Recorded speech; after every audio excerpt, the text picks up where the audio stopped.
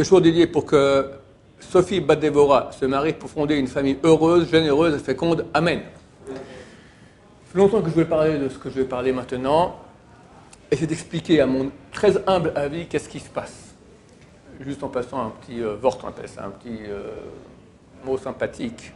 C'est écrit dans les Tehillim, on le lit, je me souviens bien, le jeudi, à la fin de la prière. Sfat lo adati yeshma. Sfat, on parle là-bas, c'est Yosef, c'est à l'Eretz Mitzrayim, lorsque Yosef sort pour être vice-roi de la terre d'Égypte. Alors il ne savait pas parler, Pharaon savait parler 70 langues. Vient Éloa Navi, et durant la nuit, il lui enseignait 70 langues. En plus l'hébreu qu'il avait en plus de Pharaon. Alors à ce propos, c'est écrit dans le Tehillim, Sfat lo adati, la langue, je ne savais pas, Eshma, j'entends, ça veut dire je parle cette langue-là. Alors, quelqu'un a dit que Sfat, c'est la langue, donc, la valeur numérique, c'est 780, c'est notre année, on est en 5780. Tavshin P, d'accord, Sfat. Le Hadati, je ne sais pas. Le mot qu'on entend sans cesse, partout, de tous les côtés, cette année, c'est je ne sais pas. On ne sait pas, est-ce que la crise économique va s'accentuer, comment on va s'en sortir, oui ou non. On ne sait pas si le corona va revenir avec une vague cet hiver. On ne sait pas en Israël si c'est une deuxième vague.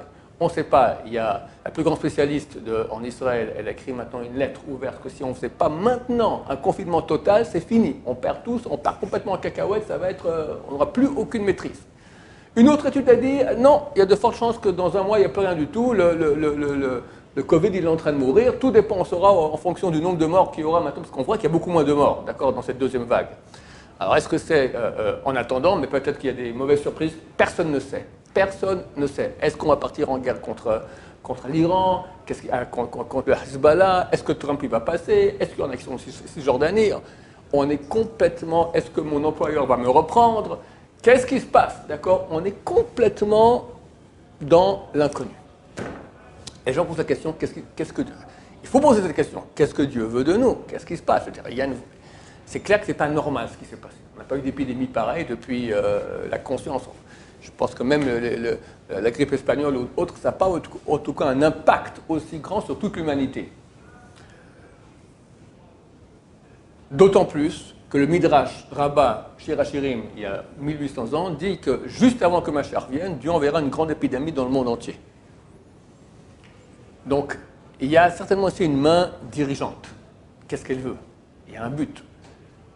La question est encore plus dure parce qu'il y a eu ce qu'il y a eu, donc dizaines de milliers de morts qu'il y a eu en France et dans le monde, et aujourd'hui en Amérique du Sud, et en Amérique du Nord, c'est pas encore fini. Et puis, on voit que ça se calme, et bon, la vie revient à ce qu'elle était. Alors, à quoi ça servit? À part en Israël. On a une deuxième vague, toujours on est spécial, il y a peut-être d'autres vagues qui vont peut-être venir dans le monde. Pour le moment, on est en plein désarroi total. On ne sait pas vers quoi on va. Comme je dis, ou ça va être terrible, ou ça va être la fin. D'accord? On ne sait absolument pas. Pourquoi? Pourquoi Dieu a amené ça? Pourquoi il y a une deuxième vague ici? Vers quoi on va? À mon avis, la réponse est écrite plusieurs fois dans la Gemara quand elle parle de l'époque pré-messianique. Et je vais arriver au point par deux biais. Première chose que nous avons vue devant nous, c'est que le citoyen lambda comptait sur la valeur, sur l'équité, l'honnêteté de certains organismes. Par exemple, tout ce qui concerne la pharmacologie, le monde médical. On comptait sur les chefs d'État.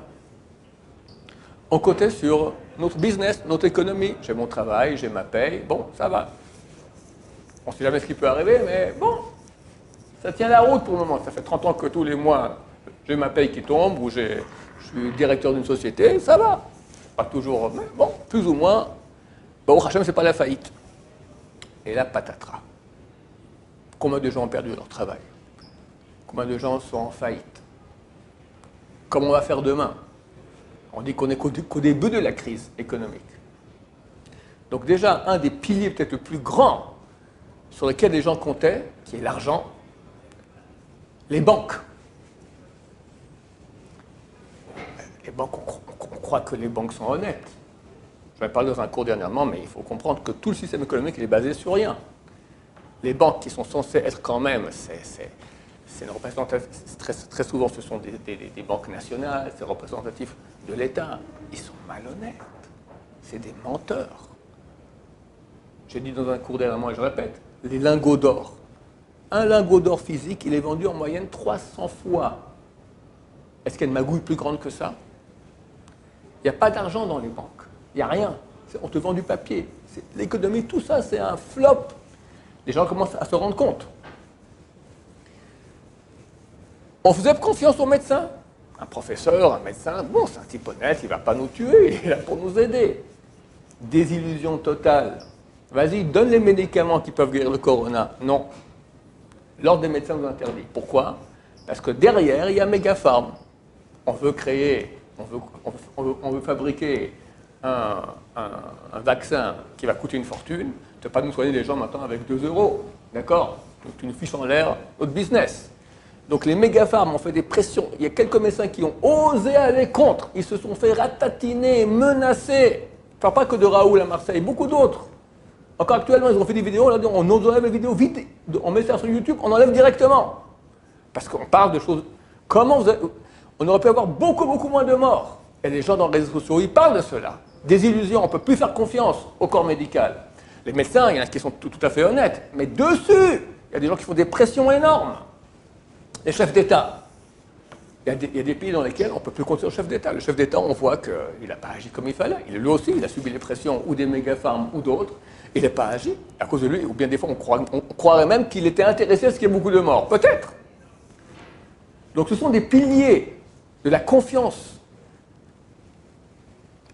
que les gens donnaient. Les gens donnaient confiance dans ces piliers. L'État, le corps médical, les banques, l'économie, patatras, grande désillusion. Ça, c'est un aspect.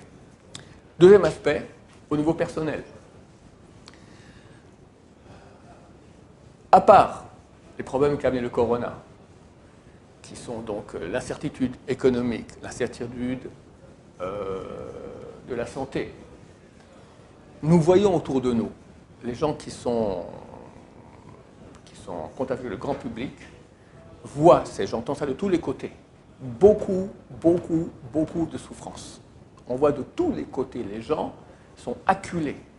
Les problèmes de Schlumbite, les problèmes d'éducation, les problèmes de santé, les problèmes d'argent, les problèmes psychologiques, les problèmes avec les parents, tout ce que tu veux.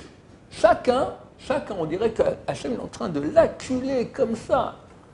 On voit ça de façon très poussée. C'était pas comme ça avant. Le point vers lequel tout converge est le suivant. La Gemara, elle dit, qu'avant que Mashiach vienne, En lanu lishen ela lavinu shebashamayim. On pourra compter sur plus rien. On pourra compter que sur notre Père qui est dans le ciel. Il faut comprendre que Dieu va amener Mashiach. Mashiach, c'est le monde du Emet, de la vérité. La vérité, c'est ce que le peuple d'Israël crie depuis 3300 ans. Shema Yisraël Hashem Elokeinu Hashem Echad. Écoute Israël, l'Éternel est notre Dieu, l'Éternel est un seul qui dirige tout. C'est lui le boss de tout. Et Dieu veut se dévoiler maintenant. Il veut que le monde entier reconnaisse, comme dit Rashi sur le commentaire, Hashem Elokeinu, Dieu, l'Éternel est notre Dieu. Ça c'est aujourd'hui. L'Éternel c'est un. Viendra un jour où tout l'univers entier va reconnaître que Dieu est le maître du monde. Pour arriver à cela, qu'est-ce qu'il faut? Il faut que Dieu maintenant dise, écoutez, vous n'avez pas compris. Ce n'est pas les banques qui gèrent, ce n'est pas la santé, l'OMS qui gère ou le corps médical, ce n'est pas la chef d'État, c'est moi. Alors maintenant, moi, je suis en train de vous montrer. Toutes ces choses-là sur lesquelles vous comptiez vont tomber l'un après l'autre. Des illusions. Et vous-même, chacun dans sa vie personnelle, quelqu'un m'a envoyé maintenant un mail. Il stresse. Ça fait 6 mois qu'il n'a pas vu, ou 4 mois qu'il n'a pas vu ses petits-enfants, il ne peut pas sortir.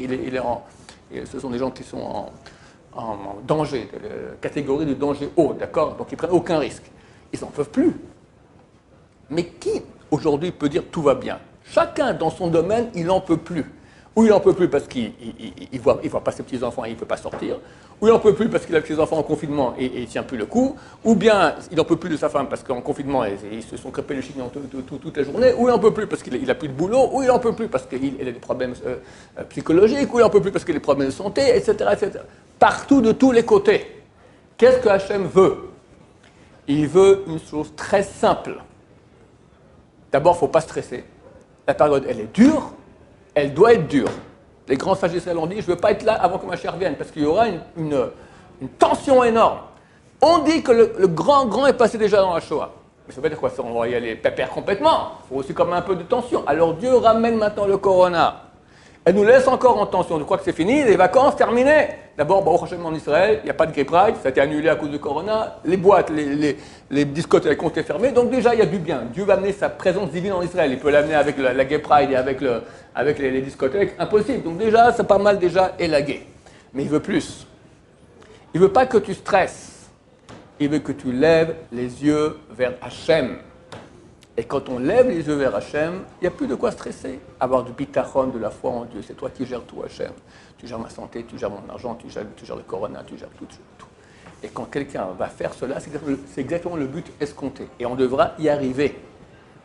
C'est ce que Dieu est en train de faire maintenant. Donc mon message, il est comprendre ce qui se passe. Dieu ne nous laisse pas tranquille. Tu veux maintenant partir en vacances, déconfinement, on va à la plage, terminé. Wallo. En tout cas, ici en Israël, ce n'est pas le cas. C'est pas le cas. Il nous laisse en tension. Et chacun avec les problèmes qu'il a. Tu comprends que c'est moi. Je veux que tu reviennes vers moi. Comment ma chère peut venir sinon on n'attend pas Hachem? Rabbi Shimon Bachou, il avait dit quand un invité doit venir à la maison, on l'attend. Il parle du Mashiach. Mais Mashiach, ce n'est pas le bonhomme qui vient. C'est l'époque messianique, c'est avec Dieu. C'est le dévoilement de Dieu. Donc on doit attendre un dévoilement de Dieu. Comment tu peux attendre qu'un dévoilement de Dieu se fasse alors que Dieu, tu lui dis, ok, t'es Dieu, ça va.